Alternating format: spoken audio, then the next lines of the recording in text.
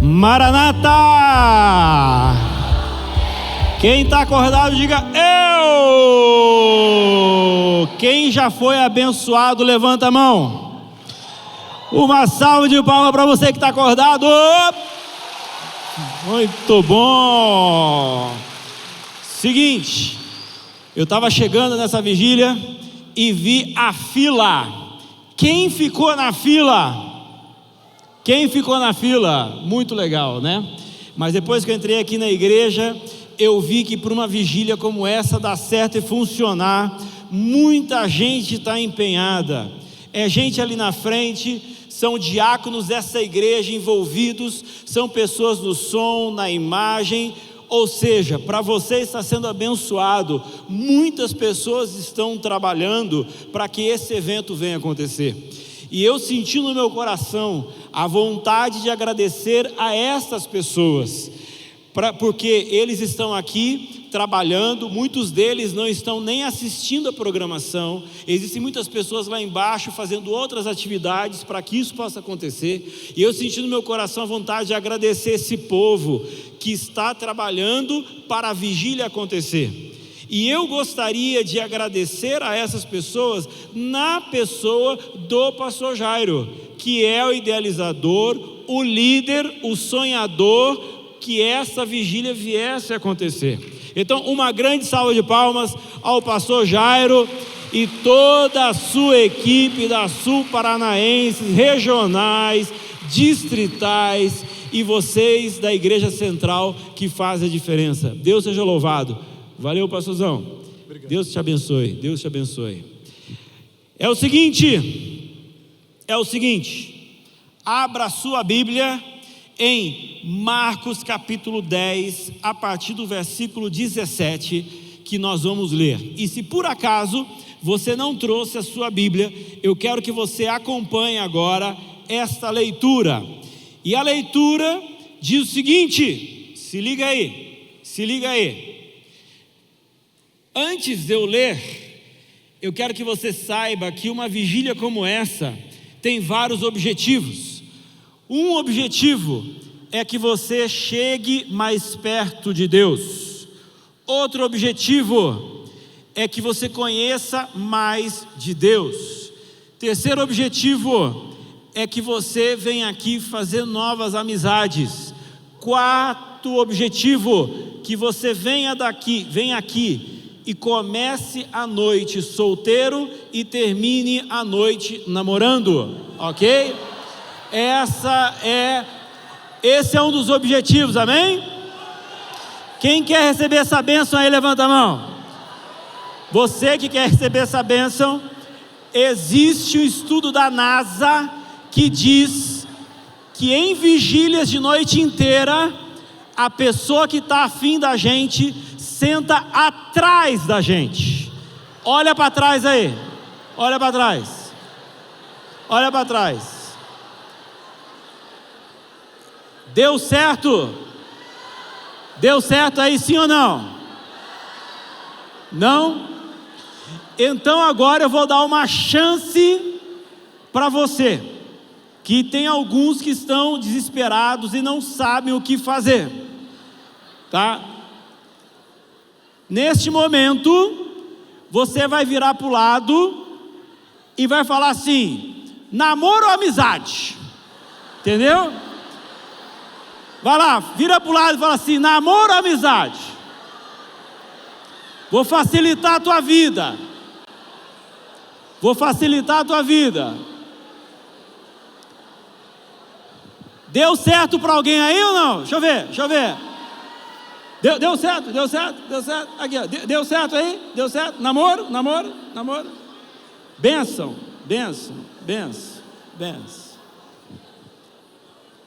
Noite de milagres, amém? Marcos capítulo 10, a partir do versículo 17, diz assim: e pondo-se a caminho, se liga aí, ó. Ei, acorda aí. E pondo-se a caminho, correu para ele um homem, o qual se ajoelhou diante dele e lhe perguntou: bom mestre, que farei para herdar a vida eterna? E Jesus lhe disse: Porque me chamas bom? Ninguém há bom senão um, que é Deus. Tu sabes os mandamentos: não adulterarás, não matarás, não furtarás, não dirás falso testemunho, não defraudarás alguém, honra teu pai e a tua mãe. Ele, porém, respondeu-lhe, dizendo: Mestre, tudo isso guardei desde a minha mocidade. E Jesus, olhando para ele, o amou e lhe disse: falta-te uma coisa, vai, vende tudo quanto tens e dá aos pobres, e terás um tesouro no céu, e vem, toma a cruz e segue-me. O problema dessa história é que acaba assim, mas ele, pesaroso dessa palavra, retirou-se triste, porque possuía muitas propriedades. Nessa noite, rapidamente, eu quero falar para vocês sobre 5 sentenças que eu vejo nessa história. Dessas 5 sentenças, eu queria apresentar para vocês de que 4 delas são positivas e uma é negativa. 4 positivas e uma negativa. Algum tempo atrás, eu estava numa fila, e eu estava numa fila normal, e do meu lado tinha uma fila preferencial. E nessa fila preferencial tinha uma senhorinha, dessas pequenininhas, magrinhas, imagino de uns 65, 70 anos. E ela conversa com um, conversa com outro, mexe com um, mexe com outro. De repente ela virou para mim e falou assim: eu estou aqui nessa fila preferencial e dizem que eu estou na melhor idade. Melhor idade nada. Melhor idade eu tinha quando eu tinha 20 anos. E falou, e eu fiquei escutando. E aí depois eu fiquei pensando, qual que é a melhor idade? A conclusão que eu chego que a melhor idade é quando você vive da melhor forma a idade que você tem. Então não tem essa coisa de que quando você está mais velho, você está na melhor idade. Cada idade tem alguma coisa muito boa. Agora, uma coisa é fato e nós não podemos esquecer: dentro das características das idades, é na juventude que você toma as decisões mais importantes da sua vida. É por isso que alguns falam assim: não, pastor, é o seguinte, eu conheço a Jesus, eu conheço a igreja, eu conheço a Bíblia, mas eu quero curtir a vida doidado, e quando eu for mais velho, eu venho para a igreja. Ei, se liga, o que é aproveitar a vida para você? Não, pastor, aproveitar a vida para mim é poder de repente, de vez em quando fumar ali uma maconha, de repente de vez em quando dar cheirado numa cocaína, sair na noite para balada, transar com um, transar com dois, transar com três, transar com... isso é curtir a vida. É curtir a vida. Aí quando você olha para uma pessoa lá, viciada, e você fala: ele é livre? Ele não é livre. Você, menina que está aqui me escutando, você sai, cai na conversa de um, na conversa de outro, aí depois você vai falar: não, porque esse mundo é machista, ele me engravidou e me largou. Pois bem, isso acontece, você é que paga um preço maior. Então é na juventude que você toma as maiores e mais importantes decisões da sua vida. Porque quando você toma uma decisão errada e você tem 60 anos, você vai conviver com a consequência do seu erro. Você não vai conviver tanto tempo. Agora, quando você faz alguma coisa de errada, quando você é jovem, você carrega a consequência do seu erro durante a vida inteira. Então eu quero que você compreenda que a hora certa de estar na igreja, a hora certa de estar com Jesus, é exatamente na juventude. Por isso que eu digo que dentre essas sentenças dessa história, eu digo que este jovem da história, ele foi a Jesus na idade certa. Qual é a idade certa de estar com Jesus? É na idade da juventude. Por quê? Porque é onde você toma as principais decisões. Só que é o seguinte: o jovem, lá pelos 18, 20 anos, Ele tem aquela sensação de que ele domina o mundo, de que ele é o cara que sabe absolutamente tudo. Mas deixa eu falar uma coisa para você, não é papo de um pastor mais velho, mas é um papo científico que diz o seguinte: uma pessoa de 18, 20 anos ainda não tem o seu cérebro completamente amadurecido, com a sensação principalmente do que é mais perigoso. Quer ver uma ideia? Quer ver uma situação? Chega uma pessoa de 60 anos que está vendo alguém dando cavalo de pau num carro e fala assim: entra aqui para a gente dar uns cavalos de pau. O cara de 60 anos fala assim: não vou de jeito nenhum. Por quê? Tem juízo. Agora vira para um camarada de 18 anos, olha lá, está dando cavalo de pau. Ihul, vamos lá, vamos lá, vamos lá. Entra, blá blá blá, puf, morreu.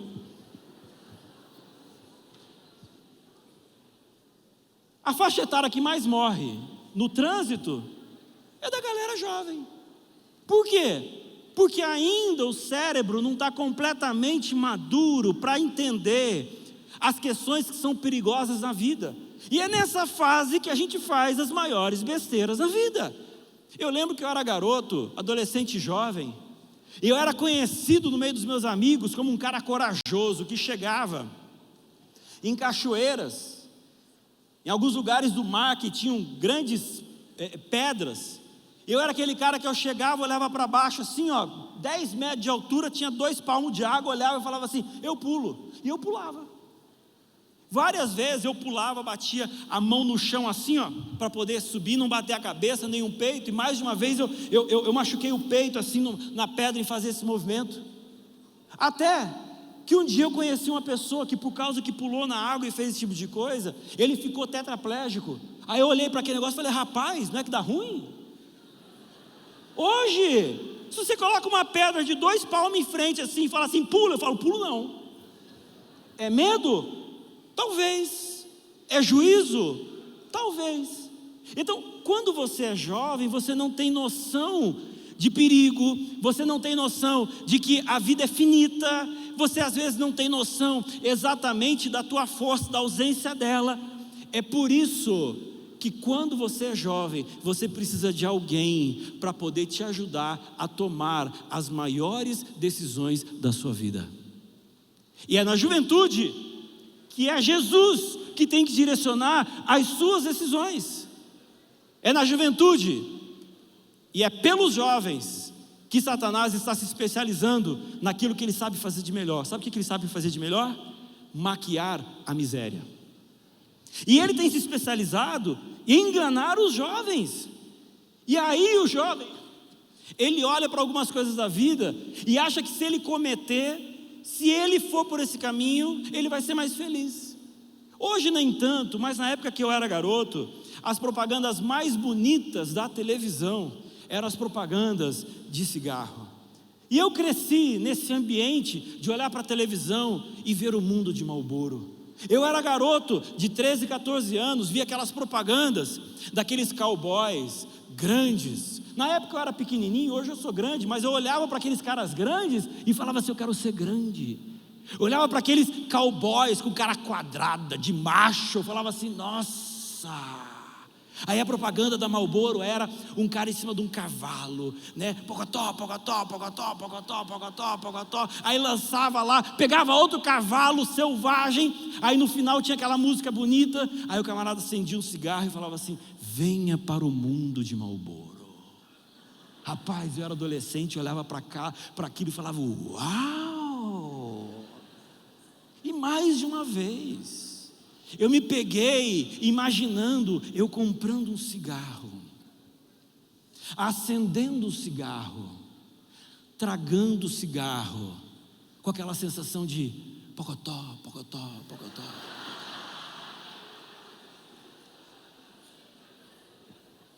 Me diz uma coisa: fumar te leva ao mundo de Marlboro? Não.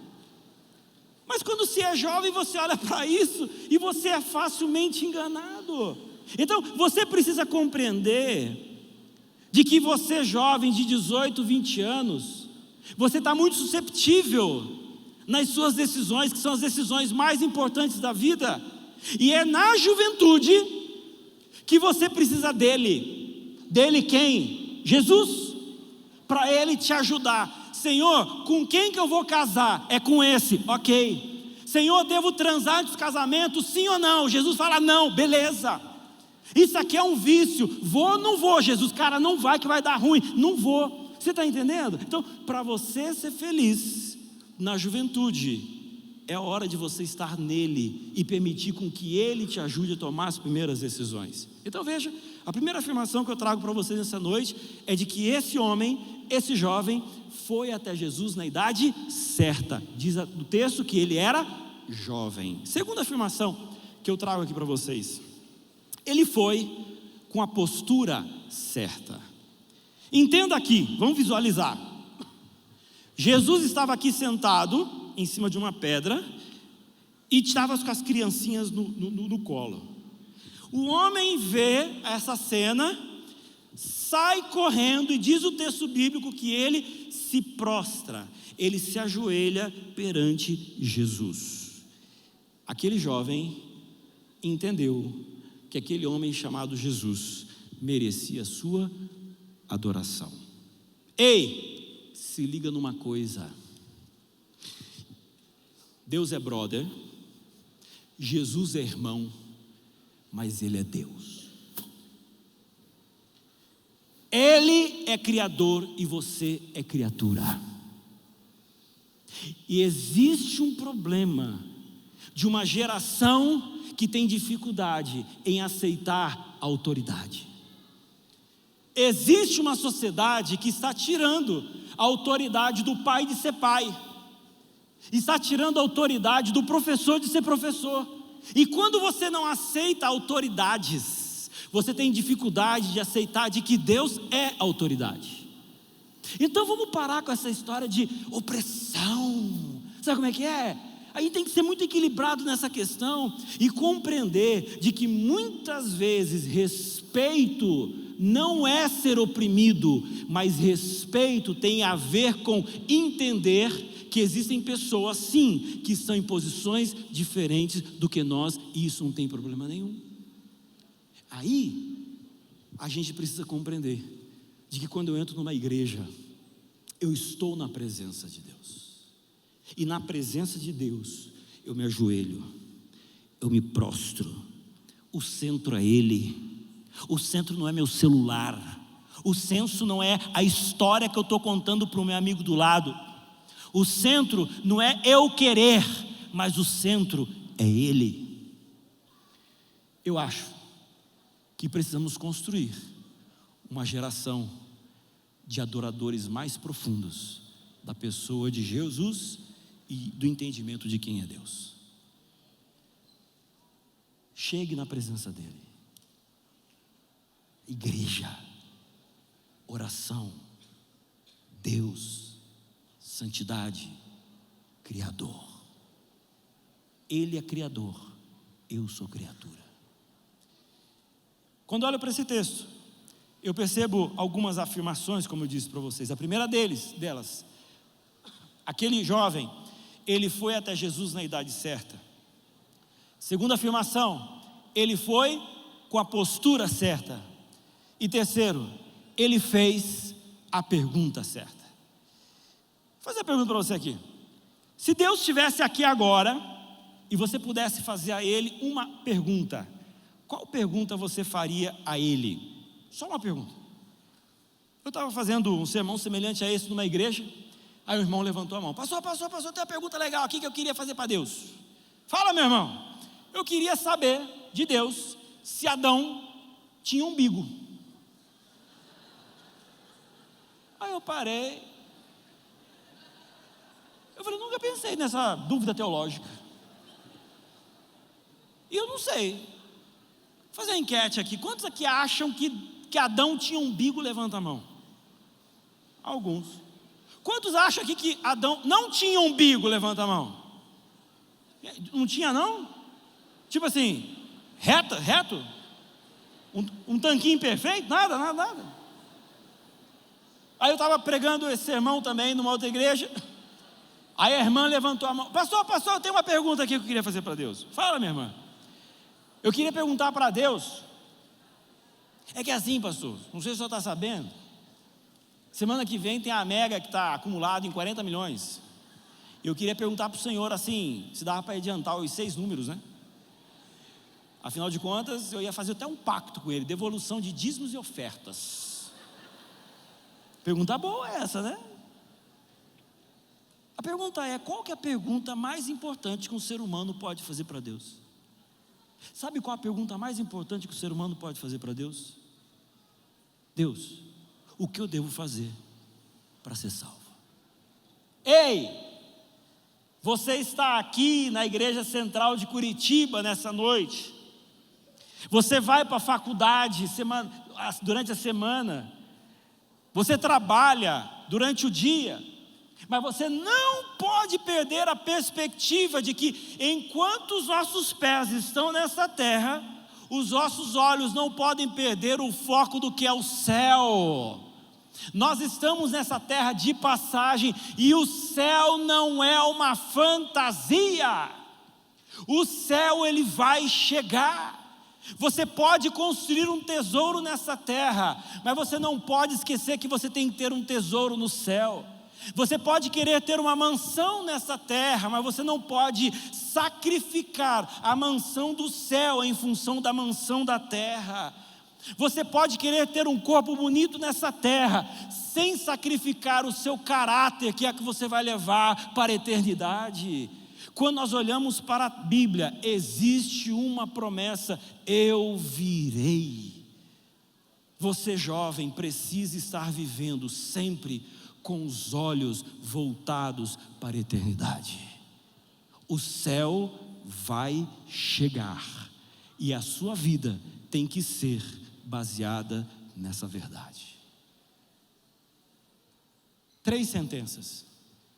Esse jovem, ele foi até Jesus na idade certa, ele foi com a postura certa, ele fez a pergunta certa. 4ª afirmação, ele foi a pessoa certa. Eu fico daqui da frente olhando para vocês e fico tentando imaginar qual o problema que você tem. Tem gente aqui que tem problema com autoestima. Tem gente que tem problema aqui com pornografia. Tem gente que tem problema com os pais. Tem gente que está aqui que já tentou suicídio. Tem gente que está aqui, não sabe nem porquê, está completamente perdido na vida. E eu quero dizer para vocês que aquele que pode solucionar o seu problema, ele tem nome, e esse nome é Jesus. Aquele jovem foi até a pessoa certa para resolver os seus problemas, e a pessoa é Jesus. Qual foi a postura de Jesus? Diz o texto bíblico, e Jesus fitando o amor. Brother, você tem noção do que é o olhar de Jesus cheio de amor por alguém? Qual é o olhar mais cheio de amor que você já viu na sua vida? Eu sou pastor e eu gosto de fazer algumas cerimônias e não gosto de fazer outras. Por exemplo, eu gosto de fazer casamento. Então, se você for casar e você precisar de um pastor, você pode me chamar que eu vou ter a alegria de fazer seu casamento. Agora, eu não gosto de fazer enterro. Então, se você morrer, não precisa me convidar, que eu não quero ir no seu enterro. Não quero fazer enterro de ninguém. Mas eu gosto de fazer casamento. E uma das coisas que eu mais gosto de fazer casamento é ver a cara do noivo. Quando a gente faz casamento, normalmente o pastor é um dos primeiros a entrar. Aí a gente fica aqui na frente, esperando o povo entrar. E aí começa uma música bonita tal, e eis que entra o noivo. E já viu o que acontece quando o noivo entra? Já viu? O que acontece? Nada. O noivo entra e ninguém dá nem bola para ele. Conclusão: se o noivo for no casamento ou deixar de ir, não faz diferença. Não faz diferença. Mas aí, estou eu aqui assim, e o noivo normalmente fica na minha esquerda. Eis que começa aquela música, e quando começa aquela música, todo mundo levanta. Quem é que vem no fundo? A noiva. Quando a noiva está entrando, todo mundo olha para onde? Para a noiva. Só que eu estou olhando o noivo e estou olhando a noiva. Quando eu olho para o noivo, normalmente ele está assim, ó. Ao mesmo tempo que ele está quase babando, o olhar dele é um olhar de amor, é um olhar de paixão, é um olhar profundo de amor. É tão profundo que quase chega a ser concreto. Só que esse olhar de um noivo para sua noiva não chega próximo do olhar que Jesus está tendo por você nessa noite. Um olhar cheio de amor. Sabe por quê? Ele só tem uma intenção: salvar você. Naquele momento, Jesus só tinha uma intenção com aquele jovem: salvar aquele jovem. E no início do meu sermão eu falei que iria falar para vocês 5 sentenças. Eu já falei 4. Ele foi na idade certa, ele foi na postura certa, ele fez a pergunta certa, ele foi a pessoa certa. Mas a última sentença, ela é negativa, porque ele tomou a decisão errada. Essa história é uma das poucas histórias da Bíblia que termina de um jeito que eu simplesmente não consigo entender. E a história conta de que aquele homem se ajoelhou na presença de Jesus. Está ajoelhado aqui? Jesus estava aqui. Em algum momento, Jesus foi para cá e aquele jovem foi para lá. Idade certa, postura certa, pergunta certa, pessoa certa, decisão errada. E aí você já entendeu qual é o meu convite para você nessa noite. Meu convite nessa noite é que a gente reescreva essa história. Que se há 2000 anos atrás Jesus se encontrou com um homem que tomou a decisão errada, nessa noite nós vamos ter uma vigília de jovens que vão tomar a decisão certa. Nessa noite vocês vieram na idade certa, vocês vieram com a postura de adorador, vocês estão fazendo a pergunta certa: o que eu devo fazer para herdar a vida eterna? Vocês estão aqui confiando a vida de vocês na figura e na pessoa de Jesus Cristo, porque Ele ama vocês. Só que nessa noite nós vamos reescrever, porque Jesus vai sair para lá, e todos nós vamos sair com eles, e aonde ele for, nós todos vamos junto com Jesus para o resto da nossa vida. Quem crê nisso, diga amém. É isso. É uma nova história. Nós vamos colocar a nossa história na Bíblia, no livro do céu.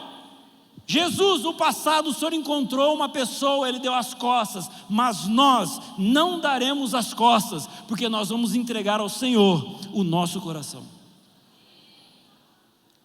Mas a decisão está na tua mão, brother. Há um tempo atrás eu estava numa igreja pregando. Não era uma igreja tão grande quanto essa, mas era uma igreja que também tinha uma galeria. E eu preguei naquela noite e fiz um apelo: quem queria entregar o coração a Jesus. Várias pessoas vieram à frente. E aí, no momento em que acabou o culto, eu estava feliz da vida. No dia seguinte eu fiquei sabendo de uma história. E a história é a seguinte: um dos jovens que aceitou o apelo e veio à frente, ele pegou o carro dele quando acabou o culto, e ele estava indo, e na esquina da igreja, no semáforo, ele parou o carro que estava vermelho. Quando ele olhou para o lado, tinha um cara apontando para ele uma arma. E o cara virou e falou o seguinte: é um sequestro, abre a porta do carona que eu quero entrar. Ele com a arma entrou do lado, ficou do ladinho e falou assim: ó, eu vou em alguns lugares com você a partir de agora, não fale nada, senão eu atiro. E nesse processo, eles foram à farmácia, foram ao supermercado, foram ao banco, e o cara tirando dinheiro, comprando coisa no cartão, e o carinha lá com a arma. Foi para cá, foi para lá, foi para cá, foi para lá. Em algum momento da noite, O ladrão virou para ele e falou assim: sabe que horas que eu escolhi que eu ia assaltar você? O cara falou assim: não, que horas? Aí o cara falou assim: quando você foi lá na frente, aceitou o apelo do pastor, eu estava na galeria, eu olhei e falei: eu vou assaltar aquele cara. Desde esse dia, quando tem igreja que tem galeria, eu fico desconfiado de quem está na galeria.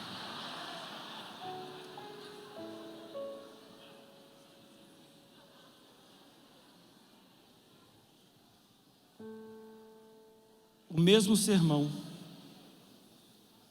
a mesma igreja, a mesma mensagem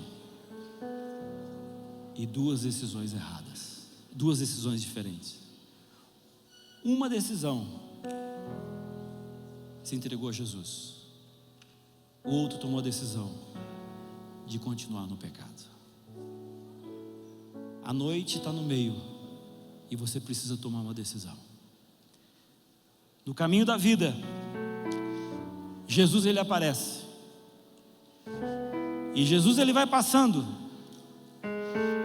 e ele vem caminhando, e atrás dele, pessoas e jovens seguem ou não. Aqui nós temos uma representação do que seria Jesus, e aqui nós temos o Igor. E quando Jesus começou a andar, o Igor falou: brother, eu vou atrás, porque em um momento da minha vida eu me distanciei dele e só sofri. E nessa noite o Igor entendeu que para ele ser feliz ele precisa seguir Jesus, porque não dá mais. Você não quer dar uma salva de palmas para a decisão do Igor?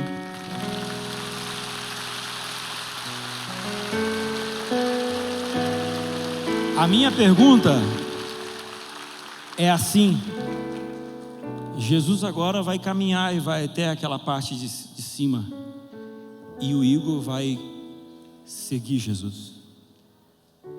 A minha pergunta é se o Igor vai sozinho, ou mais alguém que está nessa noite sentindo que está longe de Jesus,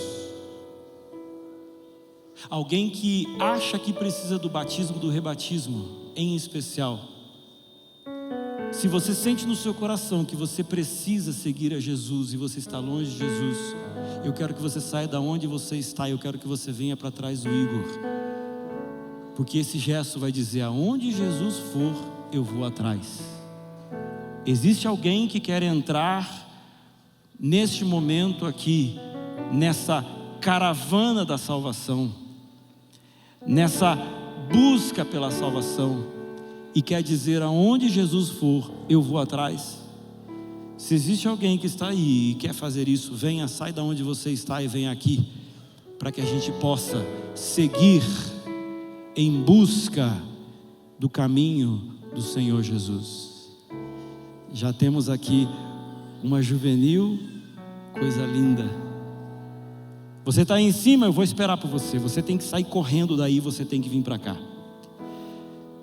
Essa é uma noite que eu estou falando para alguém que na pandemia foi tão longe do Senhor, que sente que precisa ser rebatizado para voltar para a casa do Pai, como o pastor Cândido falou, para ser diferente a partir de agora. Se essa é a sua história, se você está sentindo o coração pegando fogo, venha para cá, porque você precisa seguir alguém, e esse alguém é Jesus. Uma salva de palmas para esses nossos amigos que estão chegando.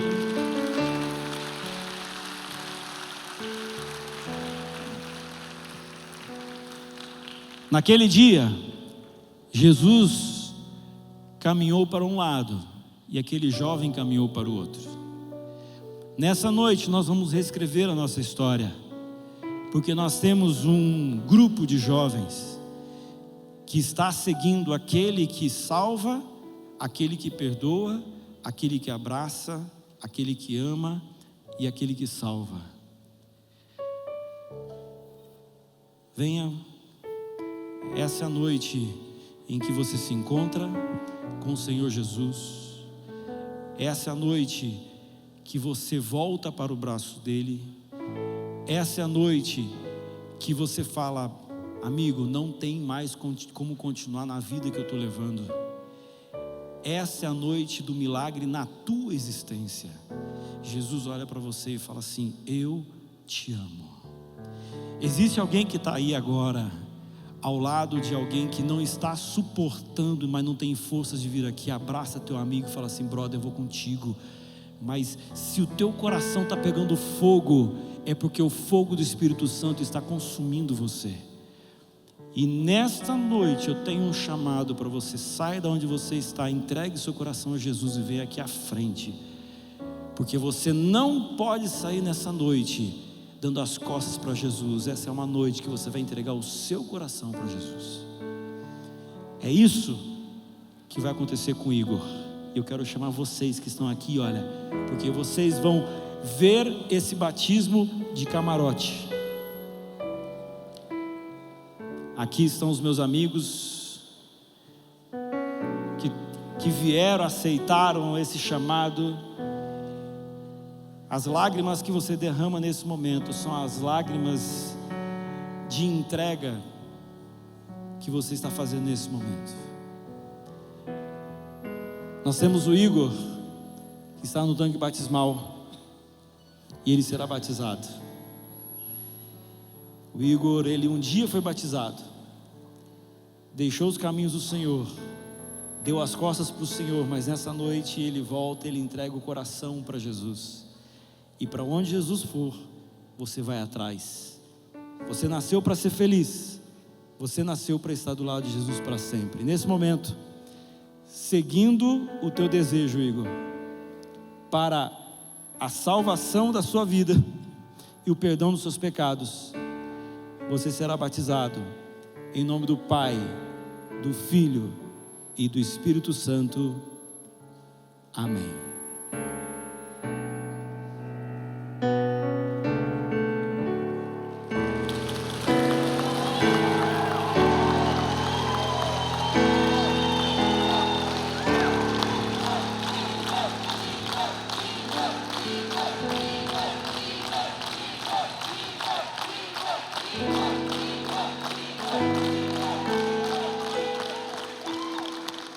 Grandioso Deus, maravilhoso Pai, louvamos o Teu nome pela entrega do Igor. Louvamos o Teu nome, Senhor, também por esses jovens que vieram à frente. Eles vieram seguindo um Jesus fictício, mas através dos olhos da fé, eles vieram também seguindo Jesus de verdade. Que esse possa ser o gesto de demonstração de que a partir de hoje, eles vão segui-lo para todo sempre. O Senhor conhece o coração desses jovens. Toque, transforme, perdoe, abrace, e que nesta noite eles saiam daqui com uma decisão de segui-lo para nunca mais abandoná-lo. É o que pedimos em o nome de Jesus. Amém. Vocês que vieram à frente, vocês vão receber agora um abraço de um desses nossos amigos que estão de branco, como símbolo de amor e do abraço de Jesus por vocês.